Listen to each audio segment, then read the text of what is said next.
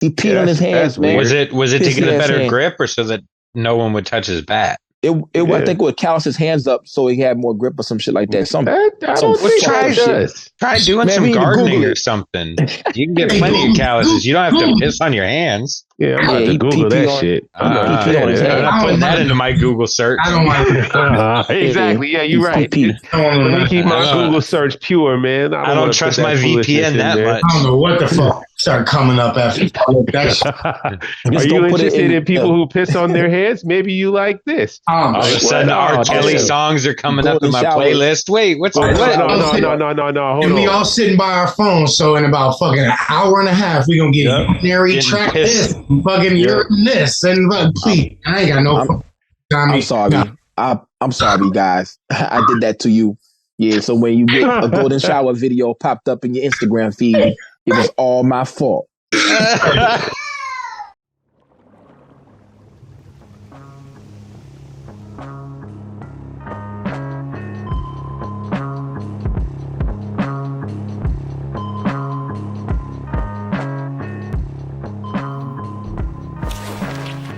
Hey, we didn't waste no.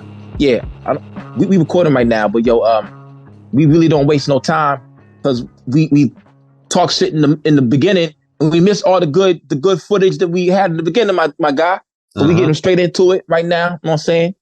Everybody, welcome to the Abyss Podcast, episode 126. We got a very special guest on the horn right here. But first, before we get started, how you doing, Carl?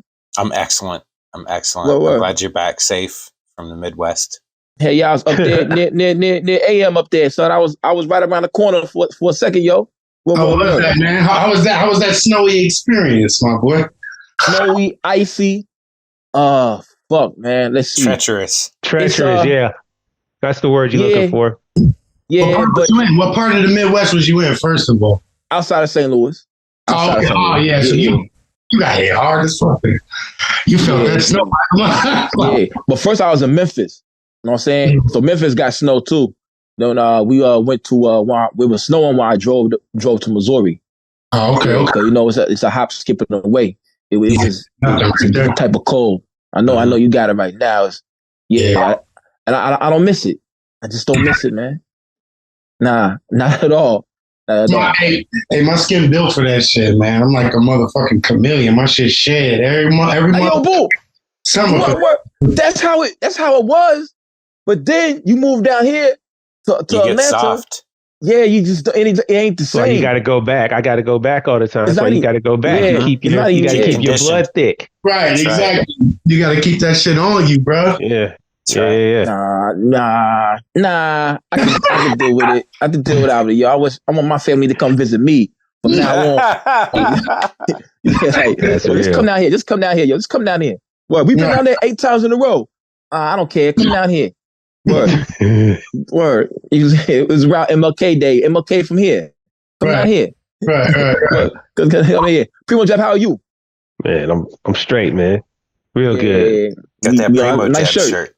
Yeah. Thanks, man. We're rocking a prototype shirt, one of one. You know, the goddamn it. I don't know if you can see it, but it got my man on there. Yeah, so like I said, man, the onslaught continues. 2024, it's no mercy, nothing but pain and suffering for all those that suck, and all whack MCs die slow. True indeed. Now my man, all right here. I don't know if he's gonna be on my right. Then we got my man AM Early Morning on the horn. He got his Oakley block shirt on, correct? Yes, sir. Oakley 3, man. Yeah. Oakley 3. Hold on. Yeah, while we at that, hold on. Let me talk Chicago to you, bro. Shoot, okay. Goddamn it, Oakley. So where is that? That's Pilsen. That's Louisville. Where is it? No. So Oakley is right off Western, man. So I'm literally right in the heart of the West Side, right where the West Side ends and the South Side begins. Okay, all right. So check it out. Like I said, I'm from Oak Park, man. So I'm that's the round, that's the home. So for me, the West Side is anything in between 55 all the way up to Grand Avenue. That's me, all the way out to Harlem. That's what I call the West Side, and then anything past that. But that's what I call out west. So I would say up to like I'm right on the border, man. I would say some people say Roosevelt is the cutoff. Some people say Cermak is the cutoff. That's too shallow. That's too shallow, man. Because like I said, then you leaving out like, Archer. Yeah, like Archer is kind of out west, if you go west enough. It depends where you at, but that's like more Fast and the Furious shit. That's the motherfuckers. Yeah. Fucking goddamn, what is it? STI Subarus and shit. Fucking wow. Down Archer and shit. Really? Yeah, that's a little bit more south side, but we call it what we call. Downtown is definitely south. Yeah. All I know is Chicago is this to me. Chicago, I'm gonna show you. Chicago is this to me. Yeah. I just love talking Chicago shit. You get off the plane, AM. Get off the plane. You go. Oh yeah, don't hit him. Why his hat magically disappeared? It did. Yeah. Just take it off. Dope. Yeah, that was a dope little effect. What year did the Cowboys win the Super Bowl? It was 94 was the last one, I think. Yeah, I think 93 is when I went to Chicago, and motherfucker, I had my hat to the side, and niggas pressed me at the Fields Museum. Yeah, it's not no joke over here, man. Like shit. Even in the museum, it's protocols to life. Yeah, it's crazy because like just the whole. I was in New York for a little while doing a lot of like music over there, and it's like just the different styles of shit. Like New York is just so different, but yeah, so similar. Like. I was talking to one of my mans. I'm like, hey, I got this dope ass $150 on. He's like, where they cut you at? Yeah, right. Yeah, exactly. Yeah, $150 in Chicago is one of the playerist hats you can ever get. It's got a clock. I got mine in the closet right now. Got a clock in the front. Got a fucking $400 leather brim on it. Yeah. Snake skin, like it's a whole different dialect. Shit. A clock that don't work. Yeah, exactly. Or it does. What's that mean? Who knows? You got a Jacob watch on your fucking hat, bro. You know what I'm saying? So it's you just know what time it is. Yeah, it's a different dialect, man. So it's cool. I didn't know nothing about no $150 until right now. I thought $150 was my homie got a $150. He's from Farmers in Queens, and he got a $150. He had a smile on his face. Yeah, and I was like, that's all I know. That's all I knew what a $150 was. Shout out to John X. You ever heard of Just Don? Just Don from Chicago. Yeah. What do you think that those hats are inspired from? Yep. I didn't know. Right. I didn't know. That's what a $150 is. All he did was take the clock off there and put fucking the fucking Bulls on there. That's all he did. That's what it is. A fact. That's a culture. I had no culture. That's right. Absolute out west culture. You get it down there on Roosevelt, aka the old Jewtown is where it used to be at. But you go across the bridge right there in Roosevelt where the hat shops was. Yeah. Yeah, absolutely. Yeah, man. Like I said, man, real out west shit. Hey, man, I love out west, man. Out west is such a beautiful place. The culture out west is so unique, and you can tell motherfuckers from out west out of anything and everything, man. That's why I had to ask the Oakley question, man, because that's one of them roads, man. I mean, the whole concept behind that was literally, you already know what time it is with Chicago with the games and the culture and all this. I'm like the Lupe Fiasco of this shit in the sense that I was a hustler. I had to figure out a fucking way how to not get my ass whooped by motherfuckers. Gang. Word. That's life. Yeah. Areas of different cities, and my biggest thing was like, and I'm not different cities, different areas of the city. You know what I'm saying? And my thing was music and baseball. That was the thing that I always connected with motherfuckers with. So it's just like being from the hood, man. Over here is you got 2 seconds to identify yourself. After that, you're not fucking with you, bro. And I'm a Black Mexican male. I identify first as Black Mexican male. I said, well, what is you? You Black? Is you Mexican? No. I'm a Black Mexican male, exactly how I said it. So being from my hood, my side is predominantly Hispanic, predominantly Latino. Literally right across the street, it's predominantly Black. So it's like you have to figure out a way how to speak to people in a certain way and respect people, because people getting knocked out here, and just like anywhere, they're getting knocked out here for their miles. You know what I mean? Somebody. It's a little bit rougher. It's a little bit rougher because coming down here. Okay, boom. You just look at somebody in the face up there on the Midwest. It's like, what the fuck you looking at? Down here, motherfucker be like, what up, man? How you doing? Yeah. It's a totally different. I was shocked. The first week I was down here, you look somebody in the face and it was friendly. I was like, fuck, for real? Are they going to try to rob me or this is like real shit? Yeah, because I'm from the suburbs. Yeah, you from New York. I'm from Missouri. I'm from outside of St. Louis. Oh, okay. Yeah, so boom, I've been in Chicago. And that's why I had the whole hat. I ain't been back to Chicago since. You know what I'm saying? I've been across the bridge to East St. Louis numerous of times when my dad told me not to go. But there's so much, it's sneakier down here. A lot sneakier. How about that? Yeah. So when you talking about this maneuvering, it's like, yeah. Well, it might be 0 to 100 where you at. Like, quick. I went to St. Louis, the east side of St. Louis. And Illinois, yeah. We pulled up and we went to some fucking like hot dog or fucking like burger joint. We went in for fucking 5 minutes. And the whole block, they crushed all the windows except to mine. And the crackhead that was on it, he was just running through that shit, bro. And just looked at us and was like, what the fuck you gonna do? And I was like, oh, okay. I'll play like that out here. You know what I mean? So, again, I think we're everywhere. Like, Chicago's just on TV right now. That's the thing. We on TV right now. Everybody is literally from the culture to, I mean, you got motherfuckers in New York that's literally like they on key fucking like, God, like he rolling a damn like I don't even know, bro, like a Bible or something, bro. You know what I mean? It's like it's crazy how these young dudes act, man. It's insane. It really is. Where were you rhyming at the crib? Like when you start your whole rhyme journey and everything, were you performing up there? I'll be real with you, man. My stuff, I worked with my homie Quavo Shots, and he was not a rapper at all at the time. He was a photographer. So we started working out. We first started working with Wiz Khalifa when he first came out.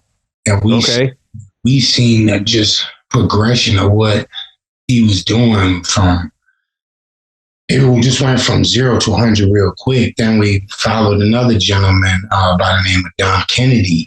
And we followed Dom, And then we followed him by the name of Schoolboy Q and Kendrick Lamar. So I was very quickly, I was getting the knowledge of rap music and what was going on behind the scenes between, you know, how many people was coming in the back and the whole like just setup of the artists. And like I was meeting so many rappers that were, you know, pay for playing, and I was meeting so many rappers that was actually on the bill. And you got to see so much knowledge. Like, okay, it's like crowds in the high school. You got the cool crowd, you got the crowd that think they cool, you got the nerds. So I was able to really kind of look and see what was going on from my man just doing photography and just doing it like that. One of the first artists that I got cool with, and I wasn't even doing. I was just standing around and smoking weed with my homie. Shit, was Action Bronson. And yes, pictures of me and Action Bronson. And the first time he came here was at the Cubby Bear. And hell yeah. And this man was pouring beer out from the back of the bar. He took the microphone, walked behind the bar, and was pouring people beers and giving them to them for free. And the bartender's like, what the fuck? And I just rapping. Yeah, and right there immediately, I waited to the end. I spoke with him and shit. I'm like, me and my mans do photography. We like get some shots of you, and boom, it was like my man was like, you managed that like you was my manager. You know what I mean? So it was like for me, I was learning a lot of shit before I even had rapped. And this was going on starting 2010, 2011. Yeah, absolutely. Judging from the names you were saying, like that's exactly when you were coming up. If you were out there running around Dom Kennedy, and you know that's when Wiz, like you said, was probably at his height, really getting busy. Yeah. Yeah, but yeah, shout out Action Bronson, man. You know, for he's a dude that he's one of the forefathers of this, man. He's somebody that was out there getting busy with the fans, man. I keep it a buck with you. I met a lot of artists, period, from indie artists to fucking artists. I mean, I fucking met Elton John, so I'm just gonna tell you. Oh wow! I met multiple people, and the coolest motherfuckers to this date would be Crime Apple and would be Action Bronson. Point blank. Wow. Yeah. I met you at Supply and Demand, right? We was chopping it up with Supply and Demand up there. Crime Apple was there. That shit was fire, man. That shit was funny. I was at the very first Supply and Demand. Very first Supply and Demand, dude. You know, so Planet Asia walked in that bitch. You know what I'm saying? Everybody. It's funny because, you know, me as a artist now going into the game, and I started, and just to close out the whole photography thing, I started to rap late 2012, 2013 is when I put out my first tape, Late Night Early. And that was trunk sales, dude. I did fucking 500 albums in like a year on that. So selling them out the back of my trunk at Wiz Khalifa concerts and shit like that. It's just a lot of like little shit that I learned. So once that happened and I believed I could start moving into my own light, then I really was like, you know what, let me start putting my shit out. And then here we are. True indeed. So that's always been your name, AM Early Morning? Yeah, AM Early Morning, man. I've gotten so much shit for it. Like I've been named Early Morning. AM PM is the most biggest one that I've gotten over the years. AM PM, PM Morning. I've gotten every name you could think of, and at this people butcher it. Right now, I would never change it, man. Especially like all the hard work that I've done. Everybody in here said it properly so far. You know what I'm saying? So yeah, it's like one of those things where, man, you stick with it, bro. I just started for so long, and my dad was an aeronautical air engineer. He worked on airplane engines. Nice. He was a drunk, man. So I should be in Montego Bay somewhere, you know what I'm saying? But it is what it is, you know what I'm saying? But saying that, I was up early. I was always thinking about something. I was always a kid that wanted to go to school, maybe not to learn, but just to talk shit. You know what I'm saying? So I was always up early. I was that, that's just me, man. You know what I'm saying? So I never wanted to say, oh, you know what? I'm just be early or I'm be morning. A lot of people then clip my name down to what they wanted it to be. Just fine. I'll be saying AM. Yeah, right. All day. I get that. That's the number one thing, because I think a lot of people don't want to fuck it up. You know what I'm saying? And be like, I think it's one of the best and most unique names out here, man. It helps you stand out from the crowd. And I think, I'm kind of the opposite of Luki. You know what I mean? When I say it, I feel like I got to say the whole thing to say it the right way. You know what I mean? Like, it just feels like that. Yeah, it's the entire thing. I feel like if I was just to say AM, that kind of diminishes the. You know what I mean? Like, I don't think you have a nickname. I don't know. Waters down the whiskey and shit. I get you. I mean, yeah, kind of. You know what I mean? Like, I feel like that's. It just go together. It makes sense. Oh yeah, AM Early Morning. AM. It just. I don't know. It seems like it rolls off the tongue. Pause. Yeah. See, that's a good pause. That's a good pause. I heard that. I heard that one. That new one. My little son was saying that the other day. I said, whatever. He said, hey yo. I said, what the hell is little motherfucker you talking about? Hey yo, bro. Who was doing that? I was your man's Nims was doing the Ayo real heavy at one point in time. But I'm sticking to my pauses all day. Right. Now them names you mentioned earlier, man, it makes me kind of understand the music a little bit better, because one of your producers has a really unique sound of beats that I like. I appreciate. You know what I'm saying? Okay. Deviant beats. Oh yeah. He has a really unique sound. He has a right range as well. You know what I'm saying? You just put out the Rick the Dr. Marty, right? The Dr. Marty joint. Yeah. I'm about ready to drop again or something. So that album was out last year. We did a secret album for the Doc and Marty, and I was trying to just engage with the core fans and let them know, like, hey, a lot of these guys now are putting out joints and they just getting the money and then they release it on DistroKid, the week after. There's nothing wrong with that. I'm not knocking nobody for that, but I specifically let people know, like, hey, you send me X amount of bread, I'm going to send you the songs that aren't going to come out for a year. And then I'm going to send you the AM Really Wanted t-shirt that matched the cover. Okay. And to just shine some more light on Deviant, man. That dude is 23 years old. You're 23? Wow. That's what's up. But hold on. This ain't the first thing you worked on. You worked on something else with Jay Wade.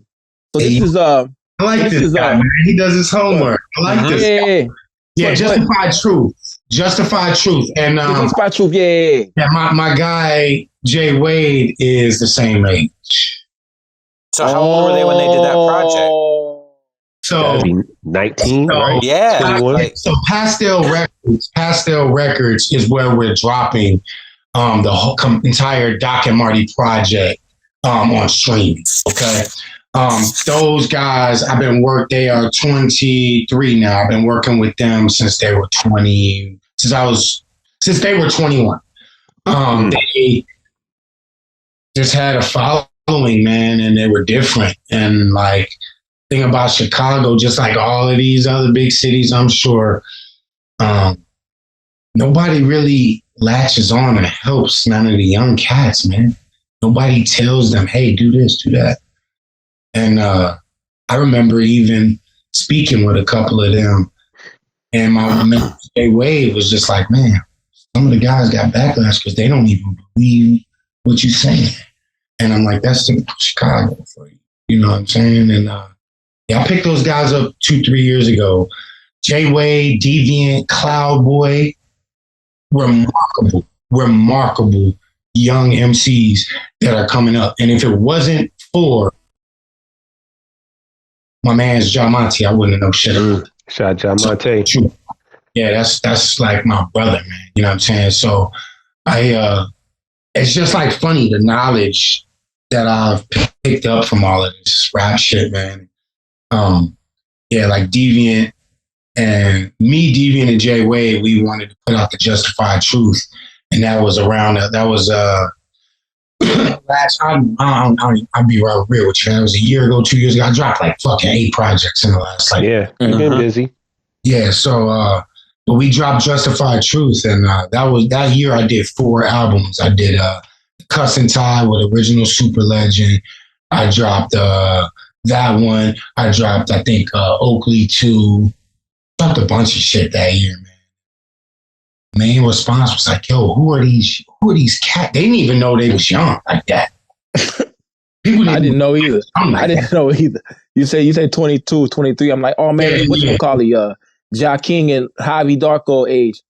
You said Original Super Legend. That nigga's over there in the Dutch, ain't he? Damn, yeah, they just got back. Yeah. Shout out to Vic. That's my brother. Yeah, they just got back. Yeah. Me and Original Super Legend, we dropped Cuss and Tie. I like theme out. I like that the night I met Cuz. Yeah. Thank you. Yeah. I love theme albums, bro. I'm big on just themed shit. I like getting super stoned and just going into the force field and just in the back of my mind and really digging into shit. Like, if you are a boxing fan, then you gonna love Cuss and Tie. Like, you gonna love that shit, man. Like, I love the Nicholson joint. So Johnny, shout out to Johnny, my fucking brother, man. Yeah. Like, that's my brother, bro. Like, word. I tell you, I met him at an Apathy show. Oh, shit. Oh, wow. Okay. I met him at Apathy and Self-Titled. They called me to do a show. Wow, one of the promoters tied in. One of the promoters called me and was like, "Hey, how many people could you bring?" I was like, "Who y'all got?" And it was like, "Apathy's." I was like, "All right, I'll call some people." So I called up a bunch of my homies. I had like 2 weeks, 3 weeks, mind you, and I brought like a good amount, like 20, 25 people. And it was an upstairs subterranean. That's a huge, big Sub T. Yeah, it's like a huge, everybody who's anybody wants to go to Sub T first. You go to Sub Absolutely. T, and then you fucking next thing you at the United Center fucking 2 years later. I met Johnny Slash, and he was just like, "Yo, one, I don't even really talk to like too many people, man. You're fucking ill. Like, what the who are you? Like, who are you signed to? What are you?" I'm like, "Nobody, man." And I just got super cool with him that fucking night. And he messaged me. I'll never forget it. He messaged me. I was like, "Hey, I want to do an album." Because he's pretty big with his just beat tapes. If you ever watch Johnny Slash's beat shit, like multiple people have just knocked his style of actually trying to like put out beats on Instagram. Everybody fucking does the same shit that he does now. I remember I was just listening to his shit. And at that time, I'm still a very reserved person. I'm not going to ask for shit that I don't think, you know what I'm saying, like motherfucking fuck with me. But after talking to him, he's like, "Hey, would you do some shit?" I'm like, "Hell yeah." Send me a beat. I'll never forget. Criminal Collective. And I sent him back the song in 2 days. And he was like, "Yo."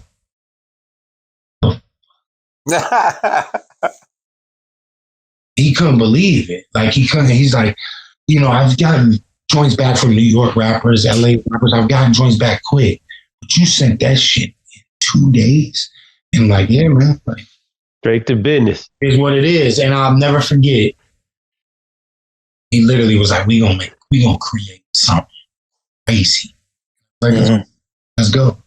And he just nitpicked everything. Like, I never seen a producer that cared so much about every fucking little piece and snip.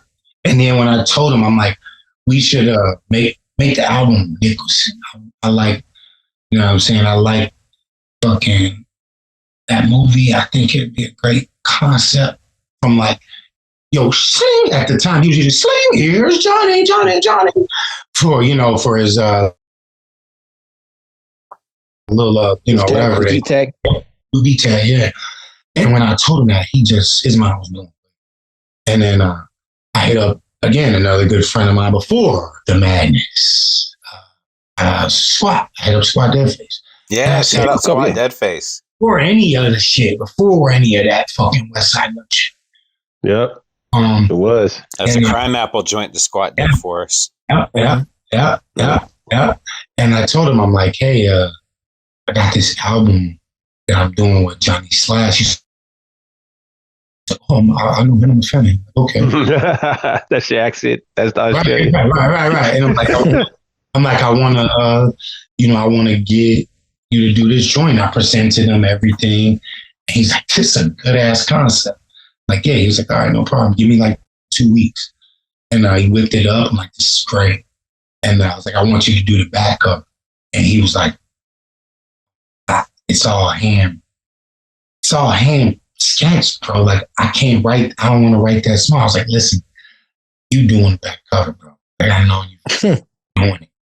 And he came up, and I enjoyed the back cover almost better than the first, man. And I told him, wow.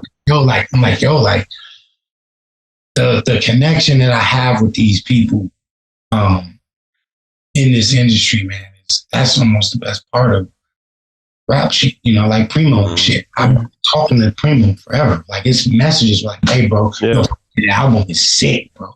Like, I'm not one of them to be like, "Oh, I ain't giving these niggas props. I think you dope. Nah. I'm finna fuck with you. Period." That's how it should be. You know what I'm saying? That's this era, man. That's the abyss, man. That's our lane, man. We support us, man. Show love. It is what it is, man. I think it's beautiful working with continuous amount of people. I even say this on the air. The other day, I was looking at somebody's artwork. I'm like, man, I want this dude bad as hell. I really want him to, I'm like, I'm gonna message him. Message the dude. And right before I was about to, I write my messages out in notes because I don't want to, you know what I mean? I want to make sure I'm sound clear and legit. So I copy it over. I put it in Messenger. I'm like, wait. I know this motherfucker for like 2.5 years. I've been talking to him. Yeah. Craig Dyer. Craig Dyer. Yeah, wow. Shout out Craig. I've been talking to this guy. I admit it. I don't give a fuck. Been talking to this guy for fucking 2 years. And he's like, oh, I'm a fan of your shit, this, that. But that's the thing with me. I'm so curved sometimes. It's like, it's right there for me. And that's the blessings that come with this shit. It's like, me, nobody can say bad shit about me in this industry. Mm-hmm. Nobody. That's good. Because I'm friends. That's not good. That's great. Because I'm friends with everybody. And if you're going to say something about me, it's a goddamn you know what I'm saying? Because somebody gonna call you out, or they're just not gonna say nothing. I don't want to do anything. They're gonna look stupid. Yeah. This nigga talking about. So it's like, that's the thing, man. It's a beautiful thing to be in this culture, actually be in it. You know, Are you from the Midwest? You from LA? From New York? No, from Chicago. Chicago, baby. Well, it's interesting you mentioned that too, because one of the things that I noticed with your voice specifically is that you'll rap over a lot of different style beats, and I can hear a lot of West Coast influence, but I can hear a lot of the boom bap, and there are rappers like yourself that can do a lot of different styles. But what I found really unique was you seem to approach every song with a different, I don't know if I call it emotion, but your voice changes depending on the type of beat. Not necessarily your rap style, but there's a difference. Like when it's really dark and grimy, you sound darker and grimier. Yeah. And when it's something that's got more of a bounce to it, your voice seems lighter. Yeah. Like it's a really unique talent. And what it does is it really meshes you into that current song that you're in. And I love that about what you do. Y'all fucking study, man. Y'all study, man. We ain't wasting your time, family. We're fans. You know, I told you, man. Well, I think it's everything, though. It's in the same way that, like, when Michael Jackson's singing certain songs, it sounds like he's about to cry, you know, and in other songs, you know, he sounds kind of like gritty and like, I'm bad. And, you know, it's that same kind of thing that singers will put into it. It's, you know, if the music should evoke some emotion in you, right? And when you're a lyricist and you're writing things, that should play into what the song is about. It should feel, I don't want something really dark and grimy and I'm talking about rainbows and butterflies, right? It's going to sound weird. So, you know, it should influence what you're talking about, but it should also influence how you approach it. Your approach, because absolutely. You're not going to read a novel about Moby Dick and do it really monotone. 100%. You know, you want to punch it up when it's exciting. You need that anguish. And the hunt is on. And there's only one song. There's only one song where that worked. I think it's Ice Cream. Ice Cream was about women, but the beat is so hard, yo. What, the monotone you're talking about? No, he said like the actual essence of it versus the sound of it. Oh, yeah. Y'all remember? I get what you're saying.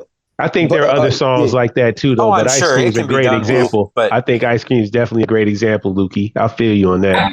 I think just to answer that the best way as possible is I grew up around town. Right. Grew up around. Right. You know, my mom's Mexican and dad's fully black. So my dad was listening to Kenny G. I was listening to, you know, the OJs. I was listening to all these different music. And my mom was listening to Celine Dion, Elton John, No Doubt, all types of pop. Oh, shit. bro. Crazy shit. You know, so like to get into like I'm just full circle with all the music. And then again, like I explained to you guys, I never touched a camera in my life, but I would work with my man and be like, yo, get this angle right here. Check. Look how he's standing. Look how he got the mic and he's performing. Go over here. So it's like I knew how to shoot certain shit. And I'm very meticulous with what I'm doing. I always try to put something different in it. You know, I did an EP with my man Deviant. When my mom passed August 13th, 2022. Man, condolences. No problem. Thank you. What I did was, you know, from the streets, bro. Like I can only express myself with certain things. You know what I'm saying? And music is like the number one shit for me. So when that happened to me, I told myself, what's going to be the easiest way for me to cope and for my fans to know that I'm good because, like, and my family and it was to make this album. And me and Deviant, we all were really close at that time. As far as seeing each other, we were seeing each other out of a month. We were seeing each other 8 times, 9 times a month, recording each time. And I remember my mom passed, said, you good? I'm like, yeah, bro, we're going to do some shit. And I'll never forget it, September 13th, 1 month after. I went to see them. I got on the train, too. I got 2 cars. Got on the train, and I was like, no, I'll be there in an hour. And I sat there, and I was just like, what's the best way for me to, like, push this shit out? It's to express it in one day. Know how I feel. So I explained that to Deviant, text him everything. I said, when we get to the studio, when I get there, we're going to do 1 takes on everything. I want you to pick the piece that you got, and I want you to get it all laid out together. And you play me each beat, I'm going to write what I need to write, and then I'm literally just go in there 1 take. If I don't do 1 take, that means it ain't supposed to be on there. Dang, man. That's organic. We did 5 songs. I did all 5 songs. 1 take. That's crazy. And to me, that is one of the best albums. Not because it was, I'm going to say it a buck, man. It was dedicated to my mom because she passed away. It was because music brings emotion to every single fucking person in life. Yep. You say, oh man, I don't like music. Who says that? 99%. Someone with no soul. 99% of people gonna say something about, oh man, music has helped me in this way. I'm pissed off I do this. You know, so the month after Project with Deviant is probably one of the most full circle albums you get. Because it's not me talking about, you know, dope in my childhood and, you know, me being, you know, going through the hood and, you know, having guns flashed in my face and all types of, it's not about that this time. It's about what's going on there at that moment. You know what I'm saying? So, you know, I know y'all have done your homework. So if you haven't heard that whole thing, go straight from front to back so that you can just hear it. Now that I explained the story, a lot of people don't really hear that. They don't get to understand that full story, full circle. Wow. One takes 2, G. I'm sorry to say this. I wouldn't be no album if it was for me. I don't ever do that shit in 1 take. So I would have had no songs. Yeah. I would have had, none of these songs would have made the album because none of them had 1 take. So hats off to you for that, Paul. I appreciate that. Because hey, that's crazy to me. That's such a raw concept too, though. Yeah. That's dope. Yeah.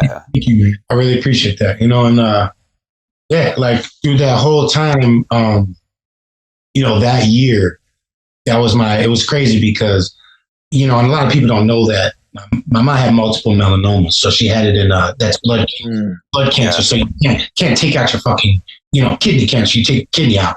Heart fucking transplant, they fucking take your heart out, you got another one. You know, I can't fucking drain your whole blood out. You know what I mean? So it's what I mean by that is a very long process. So it's not like this shit happened in 2 days and I was like, oh my God, you know what I mean? Right. So I had time. But at the time, about 8 months before that, I booked the most shit that I ever had in my life. Yeah. I did the Mexico tour. I did the Canada tour. I did Ruido Festival, which was at the time top 3 biggest fucking Latino festivals in Chicago. I did multiple, just like appearances, multiple features. It was God, man. It was God fucking, showing me the way and being like, yo, you're dealing with this, you've been dealing with this, but we're going to put you here while the ending of it is going to happen. And I'll never forget, I was in Canada. I was with my man Danielson. I fucking... to Danielson. Yeah, I got the call. So that's my brother. I got the call and they said, hey, my sister's, crying on the phone. She's like, you got to come home. She's like, this is like, we're talking hours, what I'm saying? And it was 4 something Canada time.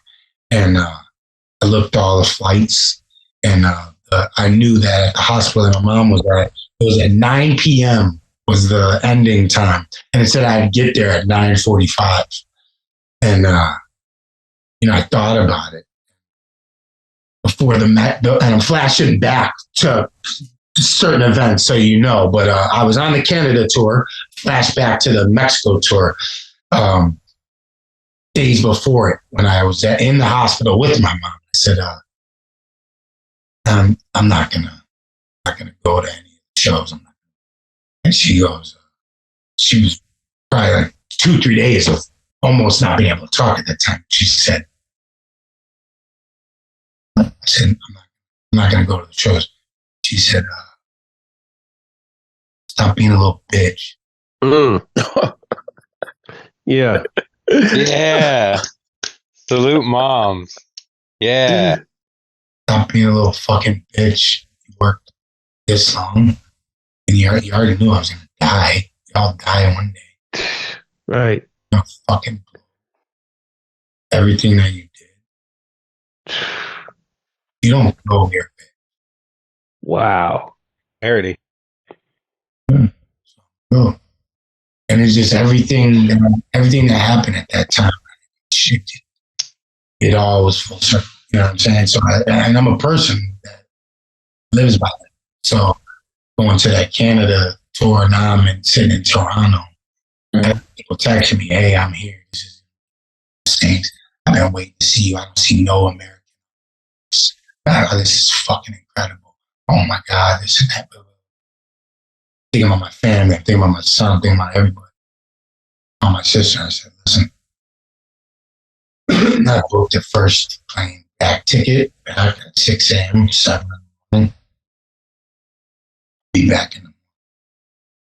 I could be there at 5 o'clock, but I ain't going to, at 9 o'clock, 9:45, but I'm not going to see mom." So, and I remember my sister being upset at that time, very upset. And when I did the show, I remember even sitting there, got wasted before. So I'm like, I don't even drink before my shows like that. And I said, why did I say it? Why did I do it? You know what I mean? And ended up doing the show and murdered. Fucking murdered. That's one of the best shows I ever did. And Danielson, he walked up to me, gave me all these like, "This is your night. This is my city. This is my show." Fucking.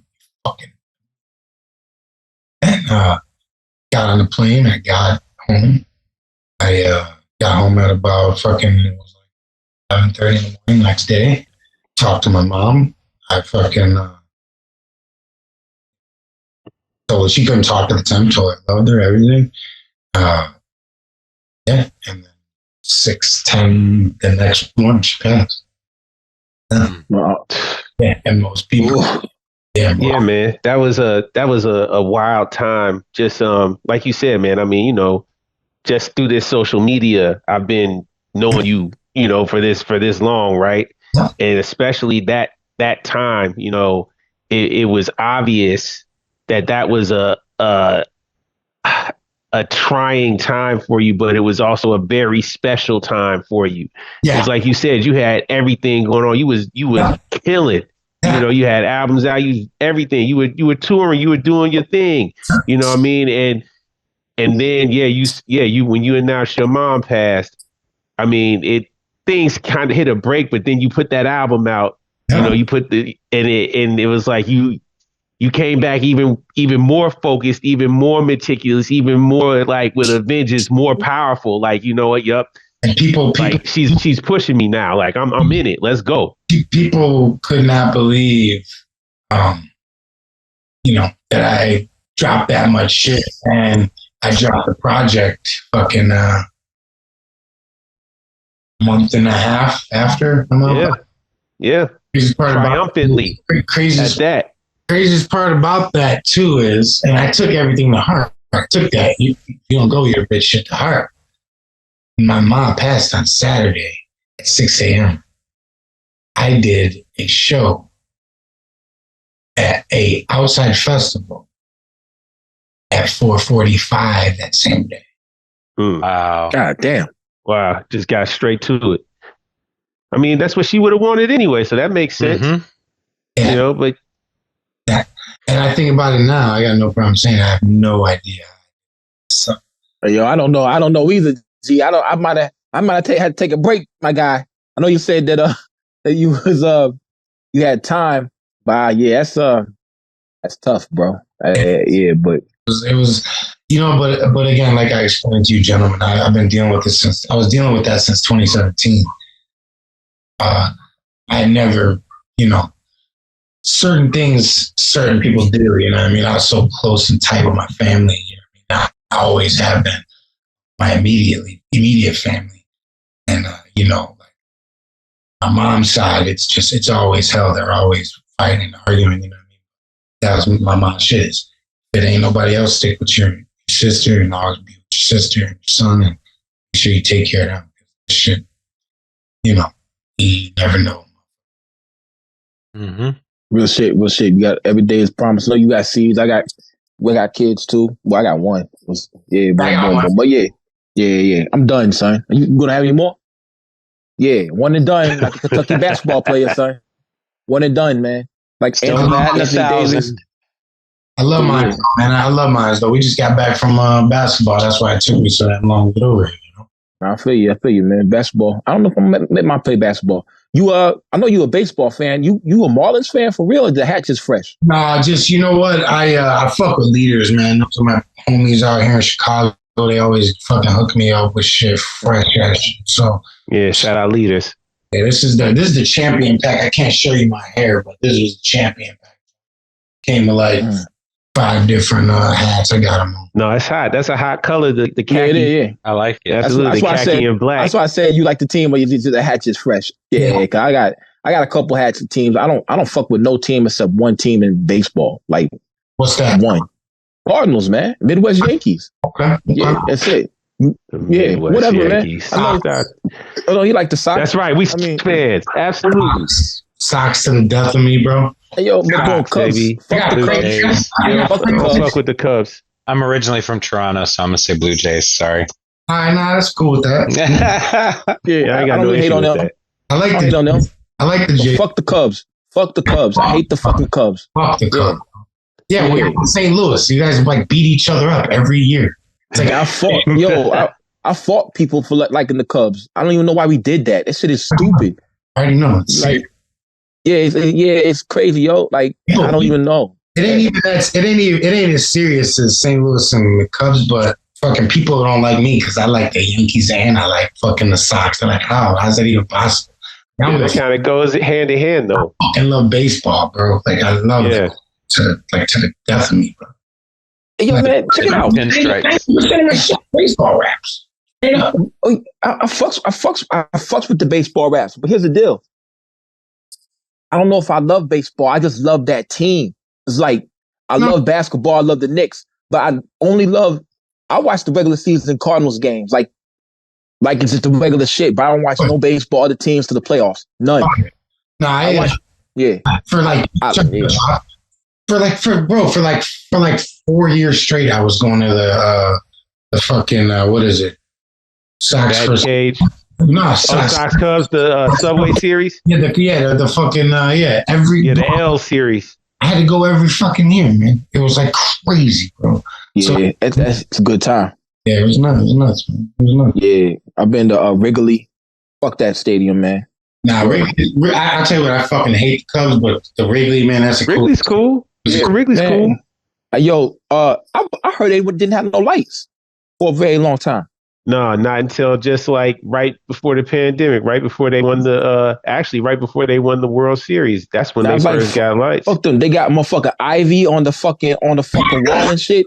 I'm like, man, how the fuck you supposed to find the ball? This place is whack, yo. It's brick. It's made out of brick. Yeah, it's cool, man. Fuck what old ass stadium, man. I don't give a fuck. I don't give a fuck. Man, stop hating on Wrigley, man. Cubs. Hate the Cubs. I hate the nigga who peed on his. I hate the nigga who peed on his hands. The fucking bat. What's that nigga's name? You know the nigga Moses Alou. Moses Alou. Okay. He did that. He peed on his hands. Fucking whipped the bat. He didn't wear no batting gloves at all. So he peed on his hands. He peed on his hands, man. Was it to get a better grip or so that no one would touch his bat? I think it would callous his hands up so he had more grip or some shit like that. Try doing some gardening or something. You can get plenty of calluses. You don't have to piss on your hands. Yeah, I'm about to Google that shit. I'm putting that into my Google search. I don't want exactly. Yeah, you're right. Let me keep my Google search pure, man. I don't trust my VPN that much. I don't know what the fuck started coming up after that. Are you interested in people who piss on their heads? Maybe you like this. All of a sudden, R. Kelly songs are coming up in my playlist. Wait, what's what? No. And we all sitting by our phones, so in about fucking an hour and a half, we gonna get urinary tract this, fucking urine this, and please, I ain't got no. I'm sorry. I'm sorry, guys. I did that to you. Yeah, so when you get a golden shower video popped up in your Instagram feed, it was all my fault.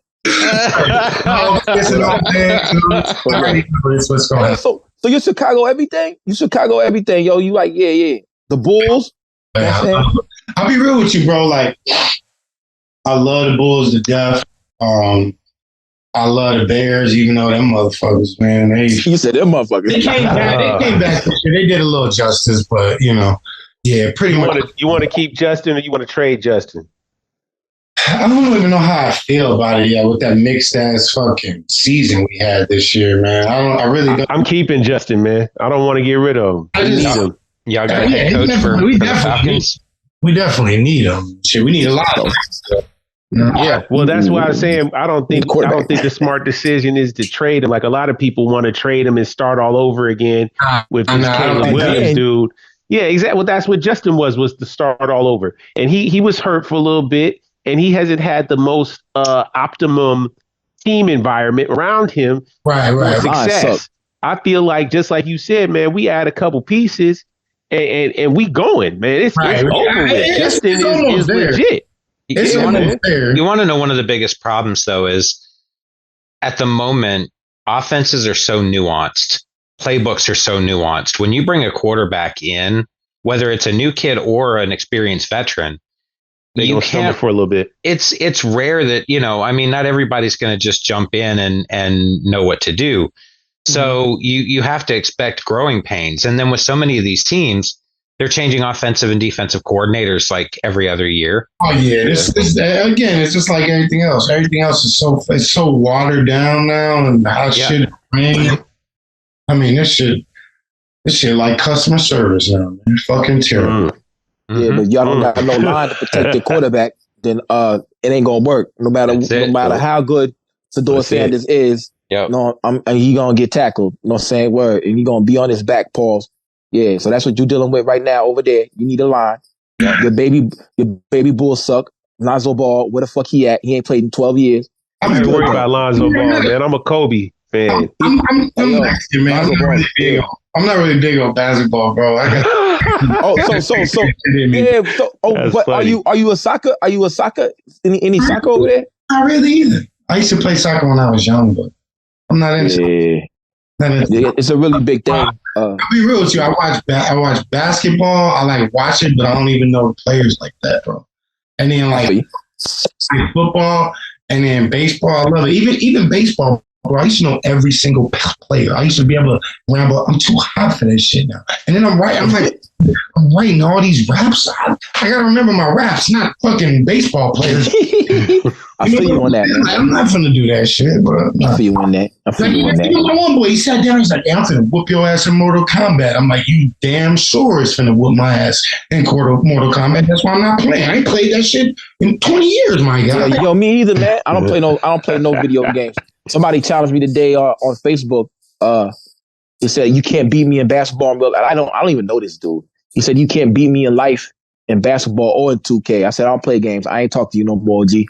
The conversation's over. Stop eating that pork." Yeah. Nah, it wasn't who. Who, Carl? No, I got my Xbox right over my shoulder there. Oh yeah, I ain't playing no video games. I stopped playing video games. I started getting real pussy. I'm about to buy a PS5, man. It keeps you out of the way of meaningless bullshit, man. Like, stay your ass in the house, play the video game. It's cool, man. I gotta get that Tekken 4. I gotta get that Grand Theft Auto 6. I need both of those. I don't need no PlayStation to stay in the house. These niggas shooting everywhere over here. That's just mandatory. That's here in Atlanta too. That's enough for me right there. I'm Gucci. And it's Mad Max down here, G. You come down here, you see a car turned over on the road on fire. You know what I'm saying? People outside the car twerking and stuff. Like when I went out there for what the fuck was that? A3C or whatever. A3C. I went out to that the second year or some shit. And who was it? It was the nigga that looked like 2 Chainz. What's his name? He looked like 2 Chainz. Yeah, but he a rapper too.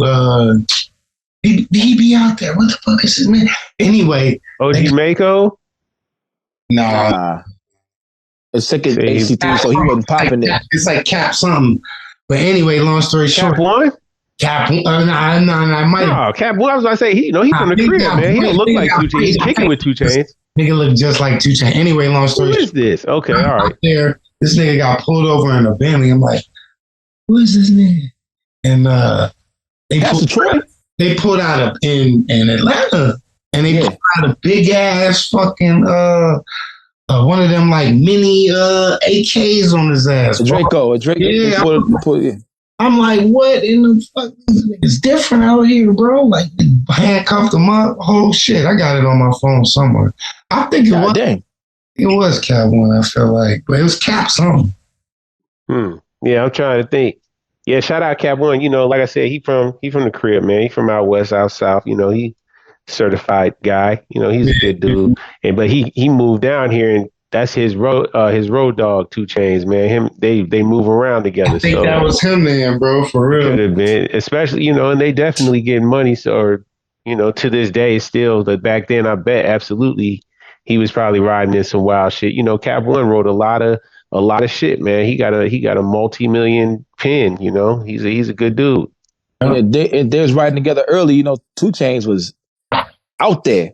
Titty Boy was in the streets. So Titty a real one, man. Cap was out there.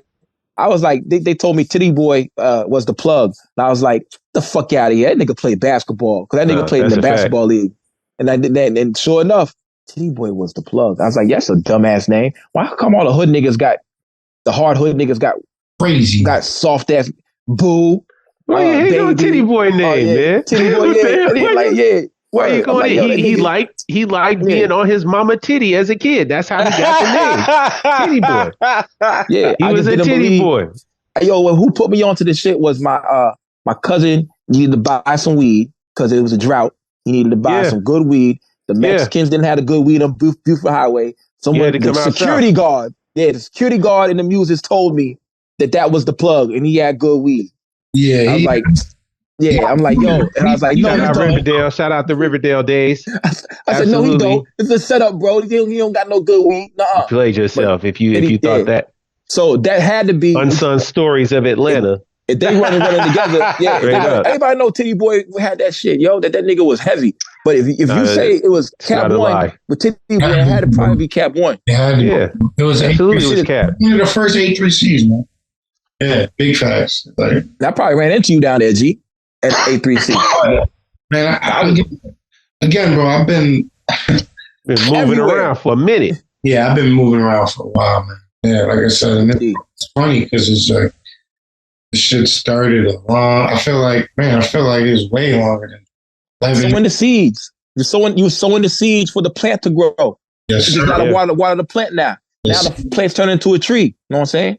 Yes, sir. I mean, it's crazy because again, like you look at where I was at, and I established my shit. I feel like 2017 once I started making the maxi single projects. Yeah, that's when it really started. When I started working with Il Brown and all that, and he started really kind of molding me to the artist I am now.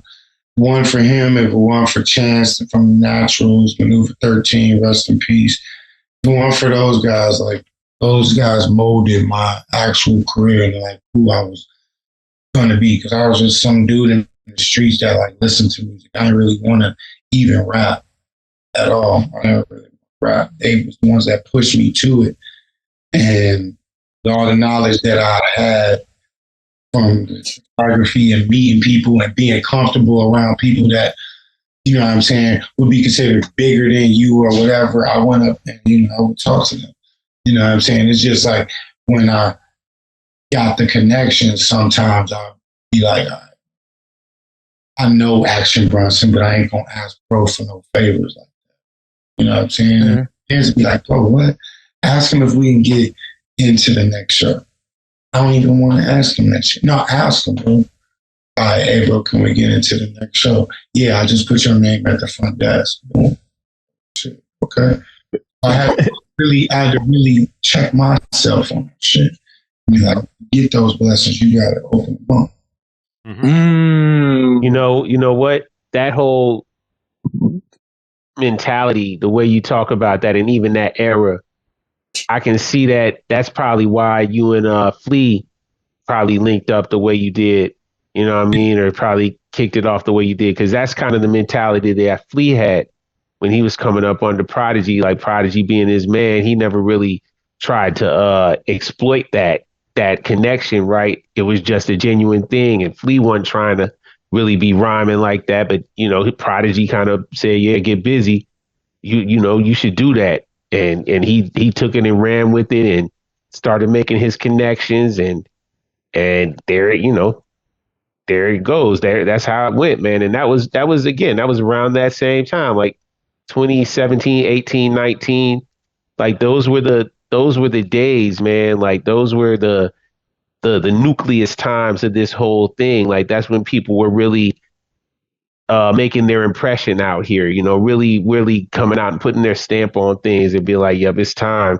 Like the energy was powerful back then, man. And it was all about that mentality, though. Definitely people not trying to take any handouts. People saying, look, I'm gonna get live myself. I'm gonna do this, Yeah, I could do this, but no, I'm moving in my own lane. That's how you saw the resurgence of so many people that I feel like, like you said, we're in the circles of certain people, right? Mm-hmm.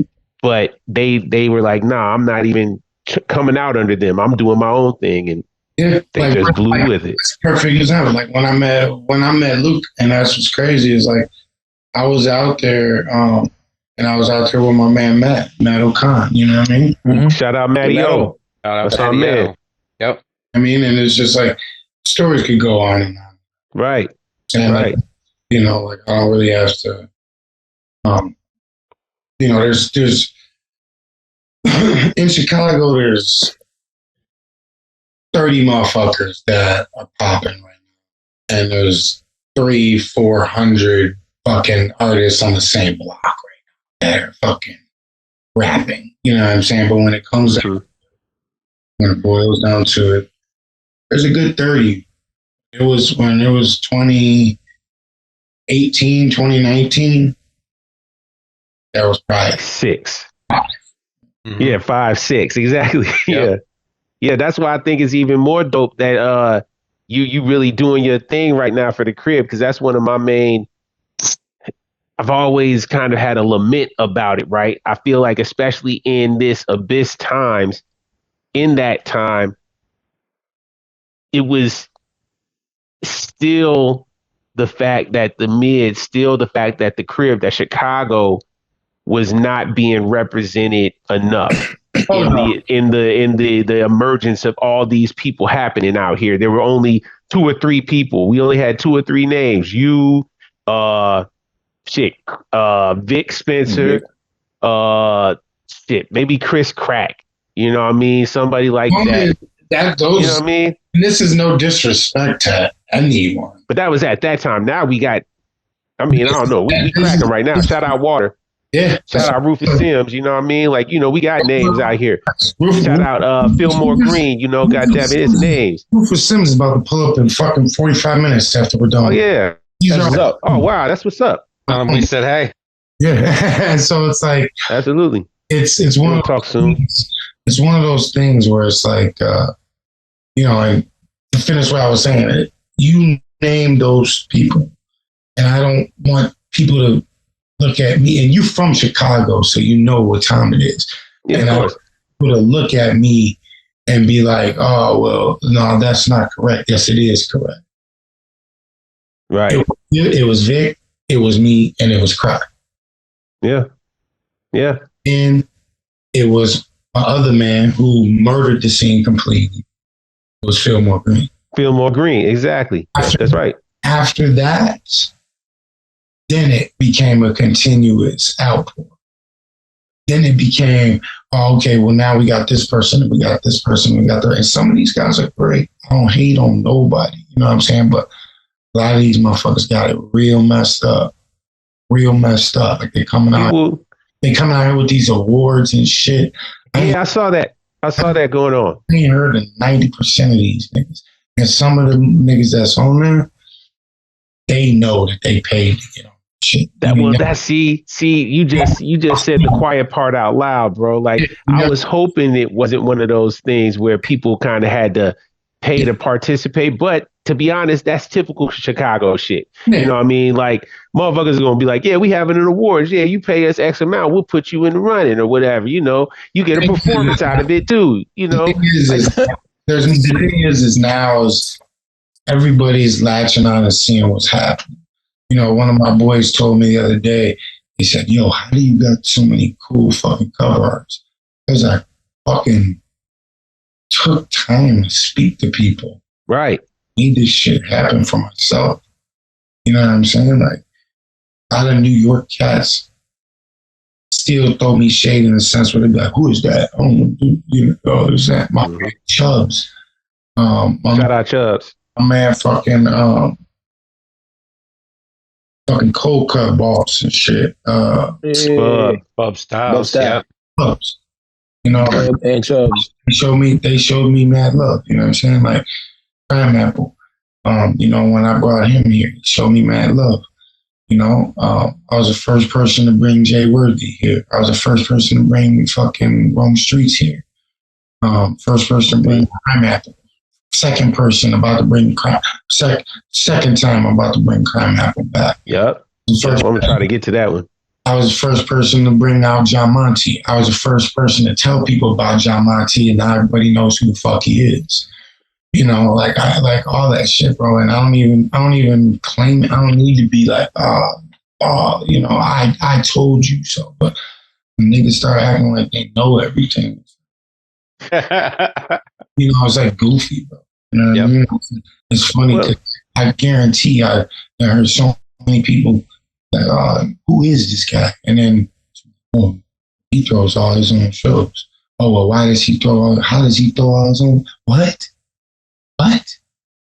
Oh, how does he know crime? Right. Oh, how did he Ito on this? Right. That's a good song. They oblivious. They oblivious to the world. Late night, early morning. That's a good joint. Late night, early morning. It's a good song. Late night, early morning 3. Yeah. How does Daniel's son know him? How does he? Because I fucking went out there, did the homework. Like when I went to Canada to pick up my chain, my fucking jeweler and me made a fucking album, Connection Bijou 3. Oh, wow. Okay, that's your jeweler? That's my jeweler. Oh shit.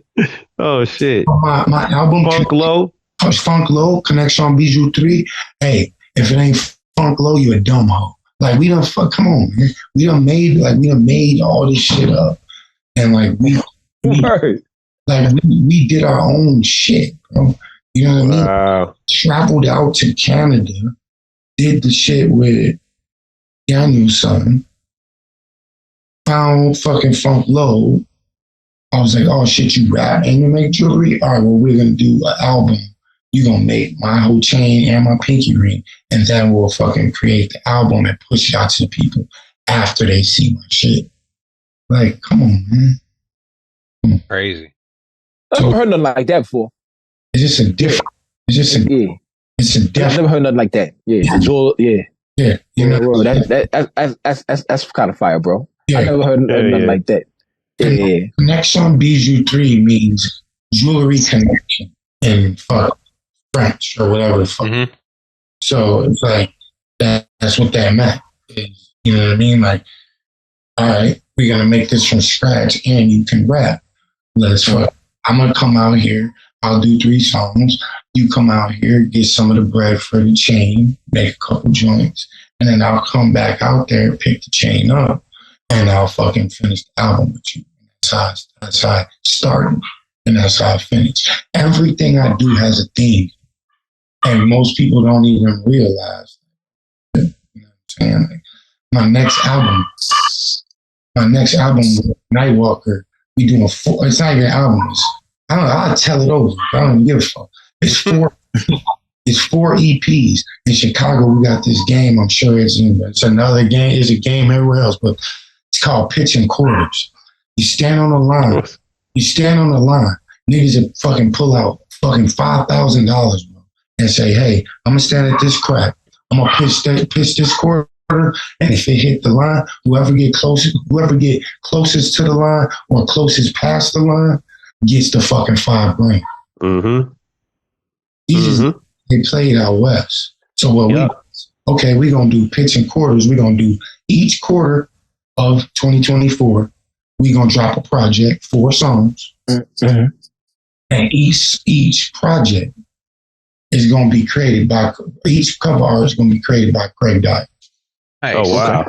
Now if you know Chicago and you know Michael Jordan, you know the Last Dance documentary. Mm-hmm. Yeah, you're now. Of course. You know in the documentary, and everybody knows that Michael Jordan was a fucking gambler.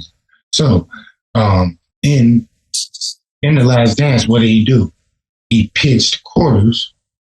And the security. Yeah. And the security guard did what? Beat his ass.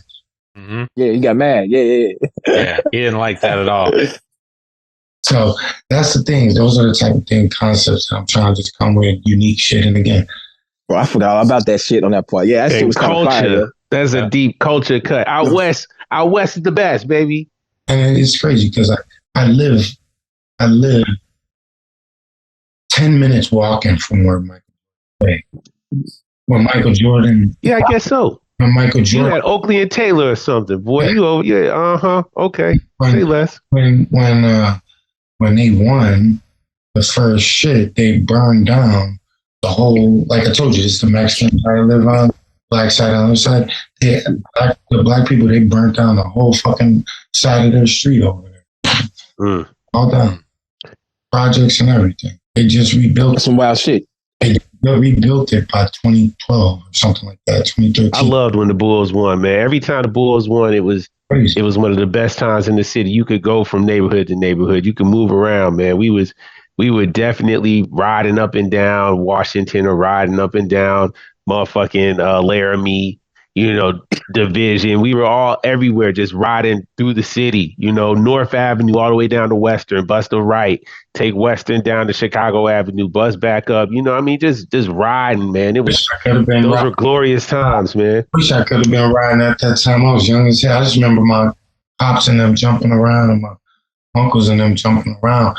But it's crazy because like my whole life, you from Chicago and you know this, if you not sheltered from that fucking Chicago Bulls is your whole life.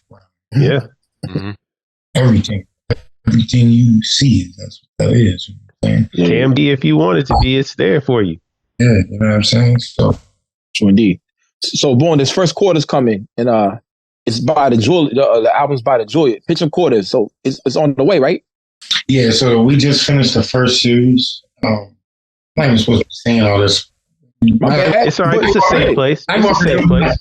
No one's gonna say. Like, damn, you told all shit. No, so the first one we're releasing the Doc and Marty single drop today. We're dropping the 19th. Yeah, we're in the future. We're in the future. Yeah, it's Tuesday. It's out. The 19th. They just dropped today. Yeah. February 16th, 2024. We're dropping the full length deluxe album for Doc and Marty. So everybody that got the album last year, they got 9 songs. We threw 3 more songs on it for the deluxe, and it's a completely different cover art, and you get the front back cover now. Or the front and back cover, I'm sorry. Pitching Quarters will come out 2 weeks before first quarter ends. And then everything else will follow after that. I got me and Original Super Legend are working on another one. Me and Deviant are working on another one. I got one with Brain Orchestra. Oh wow! Say word! Shout out Brain Orchestra. Heavy year. Yeah, I got one. Got a lot, man. Got a lot. So me and Action Figure been talking. I got a lot of people. Oh, say word. Okay. And some of y'all ain't familiar with DVN Beats. Y'all might hear the music and you don't know who produced it. DVN, he did Ain't All About Me by Bodie Rock, I believe. Yeah, him and Bodie are super cool. Yeah, he's coming up. I'm gonna tell you right now. Like I told you guys from the beginning, I'm one that I like calling out the artists, man. Mm-hmm. And me and John Monty were extremely good friends. And he told his ass, I'm like, you're going to be huge, bro. You're going to fucking blow up. I was telling people, I would just post his shit. He would post my shit. I'll never forget, Matt O'Connor was like, this is the rawest motherfucker to come out in ages. Like, and I remember people being like, yo, who's this one? I love letting showing love. I love letting people know about motherfuckers. I'm telling you, Deviant is one. Y'all haven't heard of this young cat out of Cali. He's my brother. He's on the Doc and Marty. Camden Malik. Oh yeah, Camden Malik. He was on the Justified Truth as well, right? He's crazy. Mm-hmm. The LA artist. I seen that boy write 8 songs in like fucking 2 hours. Wow. Yeah, that's a lot. Camden Malik. All right. Is that a young boy right there? Yeah, young dude. Yeah. The whole to run Justified Truth, talk shit about that for 2 seconds. I wanted to write with Jay Wade because he was so young and the things that he spoke. If you listen to Jay Wade's music, first of all, when you hear an AM song, you know what it is.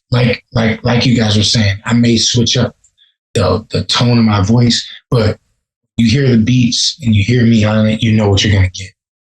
But Wade, he's very eclectic, man. His shit is very off the wall, and you have to listen to what he's saying, and you can't. Then this kid, he writes songs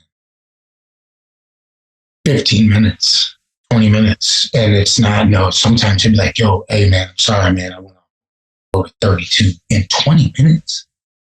So my first thing I wanted to do was I said, you know what? I want to be myself. I don't care how many bars. I made. That's why you hear on Justified Truth, a couple of the joints, I only rap 8 bars. Because I wanted him to shine. Because I was like, yo, Underground knows who I am. They don't know who you are yet. Yeah. So let my man just get off and have a way to perform that he wants. And I'm one that would say, yo, no. You can't even. It's too much. Nah, it's just trash. I would tell motherfuckers that shit up. everything that he said and put on there. Right before the roulette table, bro. Shout out to Jay Wade. Oh, let it ride. Yeah. Shout out to all them young boys over there, yo, doing their thing. Can the Torch. Yeah. I gotta Cannon Malik. Cannon Malik. Oh, Cannon Malik. Yeah, that's the brother. Shout out to Cannon Malik too. Shout out to all those guys. All those guys out there that ain't doing drill. Nah, man. They're really thing, bro. Yeah. Ain't nothing wrong with drill. But yeah, word. I mean, yeah, Little Mouse. I am in Chicago. I ain't with it all crazy. I like Babyface Ray from Detroit. Oh yeah. I was saying, yeah, Midwest Detroit music is that's a whole different thing, man. I fuck with the Detroit mob music. Midwest is really, we've been holding it down for a minute. There's a lot of us out here. You know what I'm saying? I'll be real with you. Our Midwest, like New York, like, oh, y'all sound country. Well, why is 95% of fucking New York trap rappers trying to create keep exactly and try to create their own shit, which they did. I'll give it to them. They stole half the drill niggas' names too. Like how y'all got a Rondo, y'all got all these D Roses. I mean, it's like, come on, man, stop it. I mean, get your own thing and be original. I didn't know they had GDs up there. I think they just, I don't know. I didn't know that shit really existed until drill music came. I think drill music inspired them to be gangster disciples and shit up there. Like, the shit is like, they legit. They moved out in New York. In New York. Yeah. But they're drill rappers. That expression is, that movement, that drill movement, that's grafted. But there's certain, it's certain shit going on out there. Everything is everything nationwide. But it's like, man, yeah, their identity is very confused right now, man. Shout out to the New Yorkers that are keeping it New York.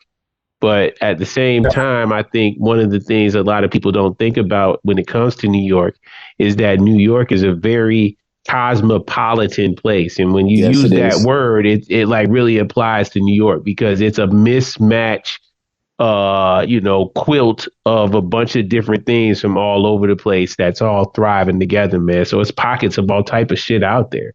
Right. I mean, they got a lot of culture out there. Yeah, absolutely. Yeah, I ain't mad at it, but I'm mad at it. Carl, what else do you have, bro? So I know we're getting close to wrapping up here, but just I know you said we did our homework. It's wrapping it up. And I know you said that we did our homework. It's because we're genuinely fans of what you do. So, to hear you talk about starting in photography and being able to kind of look at angles, it really kind of spoke to the fact that you have a raw creativity that would allow you, I think, to excel in any art form. You just happen to pick rap. But, it's something that can't be taught. There's a lot of things you can learn to be better. Right. And there's those people like MJ that not only put the work in, but also had that raw creativity to know they were different. And so I appreciate the music that you've given us, and I'm really looking forward to 2024. It sounds like you're going to have, just a ridiculous amount of contributions for us. So, absolutely. I really appreciate you guys. Sorry, my video went out. Can you still hear me? Yep. No, you're here. Yeah, you're good. Okay. Yeah, no, I really appreciate that, man. I think, the biggest thing is just kind of just moving forward and continuing, especially in the underground game or whatever you want to call this pot right now that I'm in and all these great younger MCs are in. You just got to continue to just move forward. And that's the thing I tell these young guys, Jay Wade and all them. He's like, man, how do I push it forward? Continue to do more music. I got a bunch of music, put it out. Stay consistent, be who you are, stay true. If something that you don't like or you think that it ain't, if it's not what you got, you shouldn't be doing it. Don't fucking, compromise yourself. The more you talk about who you are, the more people care. And make an impact on people every time that you meet them. I can tell that you guys, again, I say it, tell her you guys did your homework. I'm the type of person that I feel like I can grab people, pause. And I feel that after I've spoken to all of you guys, including Primo, as much as I've known him and spoken to him forever, it makes it it builds a different relationship. Us standing here and actually you listening to Justify of Truth and then me actually telling you what it's about is a whole different story. You don't get that from Westside Gunn. You don't get that from Drake. You don't get that from any of these fucking artists because they're too big. But I think here, sitting with us now and us moving forward, and maybe one day, things open up for me so big that we can all come back together and say, man, remember this time? I'm that person. You know what I'm saying? And it's crazy. Like I said, my doorbell just rang. I heard it. Weezer just pulled up. Like, wow, here we go. You know what I'm saying? Like, and it's just one of those type of things where it's like I said to y'all, man, ain't nobody say shit about me because I done took care of every single motherfucker. Back from when I was in New York and I was, out there for the polar vortex with, the whole Griselda and all that, you know what I'm saying? And, them picking me up and saying, hey, meet me at this spot. Okay, SOB's in there. What the fuck is this? And then do more research and I find out that it's, the Tana Talk 3, the night that Benny performed the actual tape when it came out. Joe Budden sitting in the back talking about, I've never seen him. Like he says, there's interviews out about the whole shit. I'm standing on stage. You can see me there, blatantly. You know what I'm saying? It's like I can't make shit up. You know what I'm saying? Like I can't make shit up. Like if you need to do your homework and go and research it, obviously y'all have done. But that, if they need to, do a little bit more homework. And I appreciate this. This was epic because I've done multiple interviews, multiple podcasts where they just ask me what my fucking name is, and then hey, great talking to you. Have a great night. Right. I appreciate that. That ain't this. Nah, not at all. Primo, what you got? What you got? Well, hold on, man. I got two things, man. I don't want to take too much time, but I got two things, right? And we gotta honor both of them. First of all, I need you to give me a top 5 Chicagoism that you trying to spread to the world, because you already blessed them with the knowledge of the $1.50. We've been talking about, pitching quarters, pitching pennies, if you would, real out westish shit. So give me 5 things that you would share. That I would share about Chicago? Yeah, just things you gonna put some people up on. You know what I mean? Okay. Like, so some flavorful things. Okay, flavorful things. We're not known for fucking stuffed pizza. That's not the only fucking we have out here. It's actually, we have a tavern cut, which is right times better than any fucking stuffed pizza you ever get. Where's your pizza spot? Where's your pizza spot then? Italian Fiesta? No, fuck that. Okay, that was a test. That was just a test. I like Benny's. I like fucking I like Mama Luna's. I like fucking and if you really want to get bougie, I like Pequod's. Oh, yeah. I like the thinner, again, the tavern cut. I like the tavern cut the squares? Yeah, squares, but it's just a little thicker than But what about the sauce outside the pizza? What's up with that? The stuff. No, that's stuffed pizza. That's deep dish. I didn't know. Yeah, no. Deep dish. I don't fuck with that shit. I don't fuck with that thing. I don't fuck with shit. Yeah. You gotta be in a mood. You got to be in a mood for that. That's a pizza casserole. But that's more tourist shit, though, right? You're gonna buy one pizza and eat one slice. Yeah, exactly. Number two would be it ain't all about fucking violence over here, man. Like I'm an advocate for that shit. You hear my lyrics, you hear what I talk about. I never had, and here I say I never had to carry a gun in my life because I don't fucking hang around or situate myself with people that I don't trust or that I shouldn't be around. Period. So like that's the number like 2 thing is never fucking like never just think that Chicago's just about that shit. That's right. Number 3, what would number 3 be, man? Y'all put me on the spot. See, y'all should give me this question before so I could have did my homework. No. Gotcha, motherfucker. Surprise, motherfucker. Surprise, motherfucker. And I'll tell you what, another thing I'll say that about me as a Chicagoan is everybody thinks that I'm just, an out west motherfucker. Like I've actually, I've been out south. I lived up north. I lived in Rogers Park. I lived in, I lived in all types of areas. So it's not just out west that I've actually, lived in. A lot of people don't know that shit about me. And I guess it'd be about me too. I don't even really listen to rap music no more, man. I listen to majority just beats and shit and lo-fi shit, bro. So I don't even really. I love lo-fi. Lo-fi, lo-fi. I love that shit. Like that's like my main shit. But I don't really even like listen to that shit. And then 5 would probably be that was beef. Don't fuck with that bullshit ass fucking Portillo's bullshit, man. Nah, we don't rock with Portillo. I don't like Portillo's. That was beef. What's Portillo's? And I stand on that. No, it's a spot. It's a fake Vienna spot. It's not a Vienna spot. It's a place where you can get items that are sold at Vienna spots.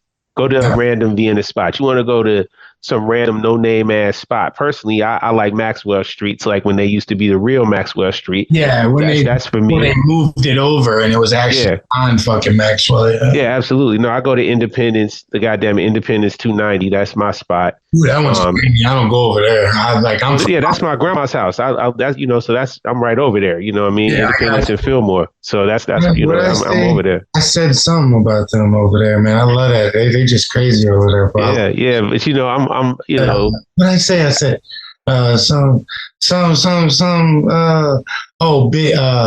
big clock snake skin us $1.50 off Independence. Heard they got the Bobby and the Whitney. Yeah, that's yep. It's a colorful side of town. Yeah, that's all right. So you bust out 5, but yeah, okay. So anyway, now to get to what I wanted to say. Thank you for allowing me the indulgence of this. Yeah, man. No, I just want to point out that you've taken most of this time, the majority of this time, to big up other people and to big up the experience that you've been blessed to have in this game. Yeah. And that's something that I think is noteworthy.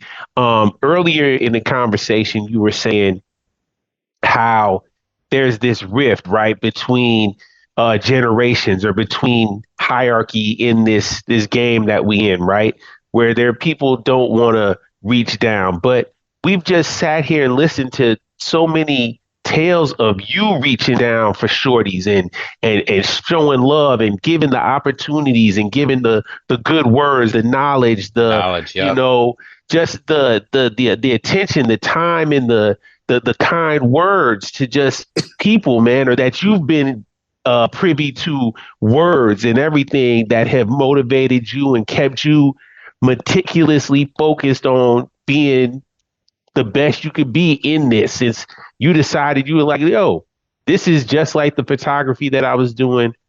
I'm taking this and I'm running with it and making the most of it. And it's just dope, man. I mean, I feel like that's the true nature of real OG, real Don Dada, real, fortified, certified people, is that they take the time to pull people's coattails and to share the spotlight and to show the love.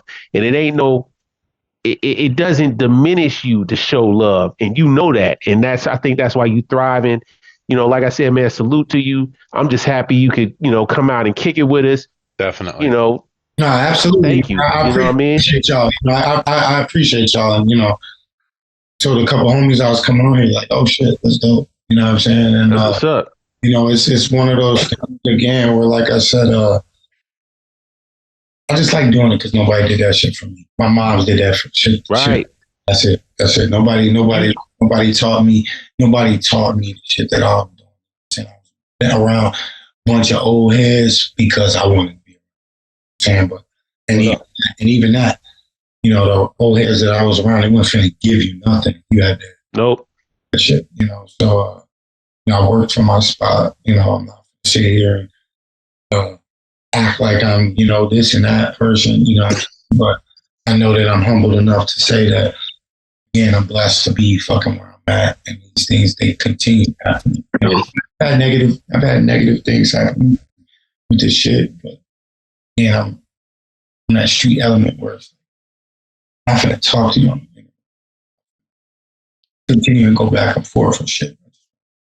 Do me and make sure that my people fucking is getting where they need to be. And biggest thing is if I help somebody else out, I know for sure that they gonna help me. So showboating no bullshit, I'm gonna help you, and then you gotta do this. So I'm gonna help you out, and psych, I need 40 points on the back end. I'm not doing shit.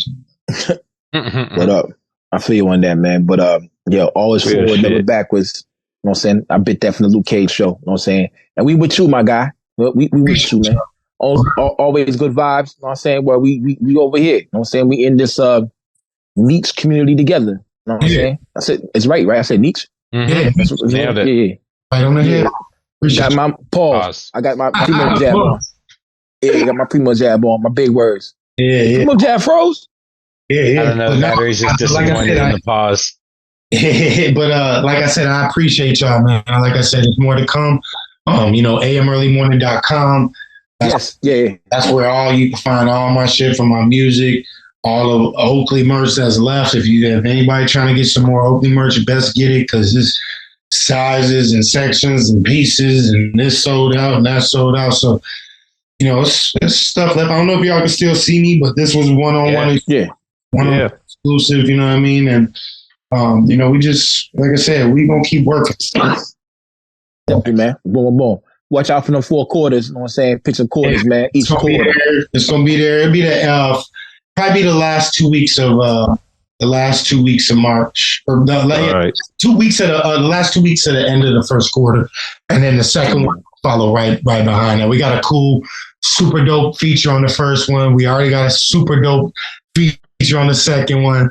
And we here, man. It's fucking is what it is. Doc and Marty, February 16th. Crime Apple back in Chicago. Crime Apple Chubbs, Nova Tour, AM Early Morning, Nightwalker Beach Set, May 11th, Bourbon on Division. Man, we finna kill them, bro. Shit, man, damn. You just said all that. Then we ain't even talk about the Boo Boo the Prince show, you and Vic, but damn. Oh, yeah. That's the homie, man. That's the homie. Yeah, y'all shut that shit down, huh? Yeah, that shit was glorious. That's super dope. Wow, I'm talking Boo Boo. I might be out there in Cali soon. I'm gonna be out there in Cali in April. So I'm gonna try to mix up with some. And I think he's doing better too. He had like little. Yeah, he's healing up. Mm-hmm. Yeah, he's healing up now. Yeah, had he's in the hospital. Yeah, he's doing better. Thoughts and prayers to Boo Boo the Prince. He's feeling better now. You know what I'm saying? Right.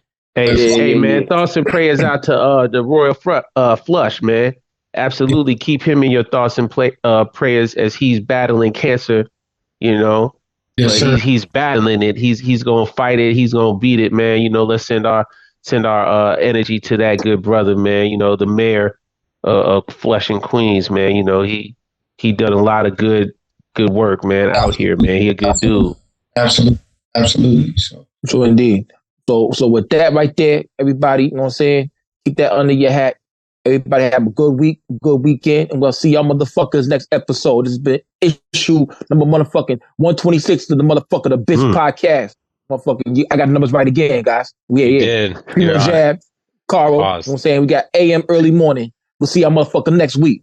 Wow. Yeah.